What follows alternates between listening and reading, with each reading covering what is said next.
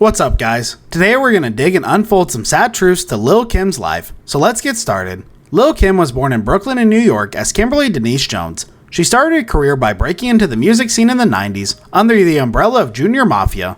Kim's life was full of hurdles.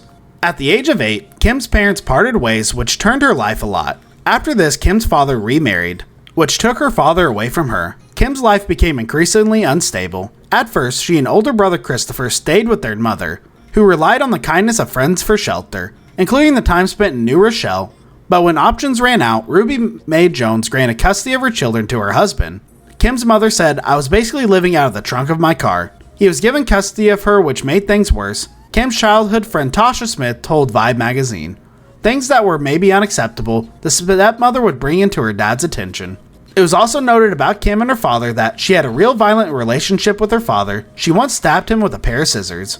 Kim's father remained out due to his duties. Despite the frequent absences, father and daughter remained on good terms during Kim's early life. She said, "We were very close until I was about 13.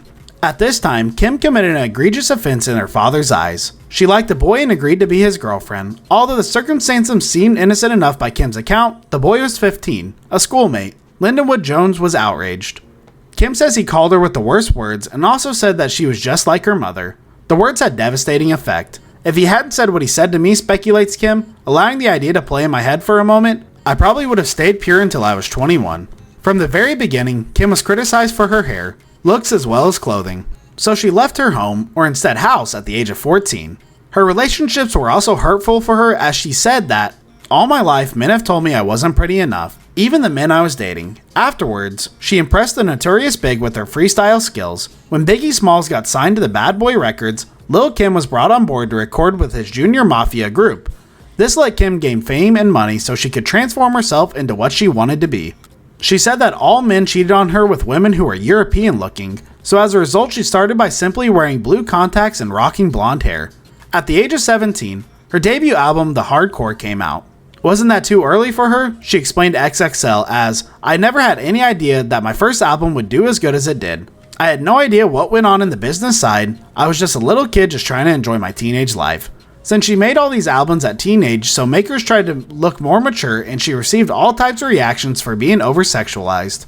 "The more they hated, the more people loved me," she said. Now coming to her appearance, she went through plastic surgeries and many body optimizations. She underwent her chest augmentation. According to her, this was the most painful procedure she had went through. She did everything she could to make her body ideal and admired by all. She also went through a series of violence and abuses. She said she was attracted to men who were prone to violence. The Crush on You rapper stated Biggie once inserted himself into a recording session to ensure she didn't have eyes for Usher or anyone else. Jermaine Dupri revealed that Biggie actually pulled a gun out on Kim in the studio. She also told that her father would put his fist on her face to wake her up. Kim's life was full of hardships, but it is not finished yet. She even spent time behind bars. Lil' Kim was sentenced to 1 year and 1 day in jail for committing perjury in 2005. She was fined $50,000 according to NBC report. The reason was that she lied to the grand jury to protect her friends involved in a 2001 shootout outside of a Manhattan radio station. She was also involved in bankruptcy. Her New Jersey mansion was up for auction to the highest bidder. The site went on to say that Kim was filed by Chapter 13 bankruptcy, owing $4 million to creditors, including more than $1.8 million in taxes. Although Kim's life was full of ups and downs, she continued her life, learning and growing up for more of all of these events. She is the best example of how to deal with hardships. So this was all for the video. What did you think about Kim's life?